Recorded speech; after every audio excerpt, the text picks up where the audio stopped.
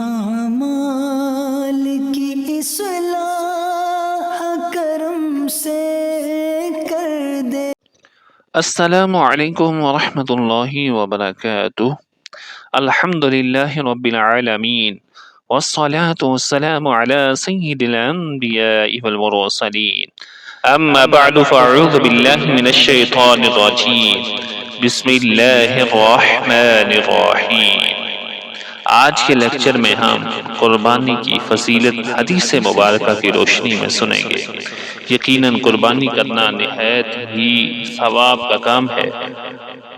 چنانچہ مشکوٰۃ شریف حدیث نمبر 1476 میں ہے، وعن سید بن ارقم قال، حضرت زید بن ارقم رضی اللہ تعالی عنہ سے روایت ہے، انہوں نے فرمایا، قال اصحاب رسول اللہ صلی اللہ علیہ وسلم، حضور علیہ السلام کے اصحاب نے عرض کی، یا رسول اللہ ما هذه الاضاحی، اے اللہ کے رسول یہ قربانیاں کیا ہیں؟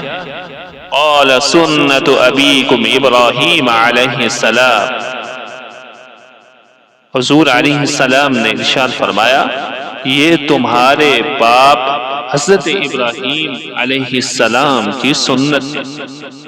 قالوا فما لنا فیہا یا رسول اللہ، تو صحابہ کرام علیہم الرضوان نے عرض کیا، اللہ کے رسول اس میں ہمارے لیے اجر کیا ہے؟ قال بكل شعرۃ حسنہ، حضور علیہ السلام نے ارشاد فرمایا ہر بال کے بدلے نیکی۔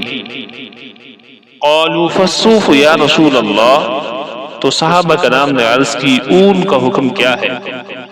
قال بكل شعرۃ من الصوف حسنہ، تو حضور علیہ السلام نے ارشاد فرمایا اون کے ہر بال کے بدلے بھی ایک نیکی ہے۔ تو اس لیے ہمیں چاہیے کہ خوش دلی کے ساتھ جس کے پاس استطاعت ہو، طاقت ہو، قربانی کرے اور قربانی خوشیاں لائے۔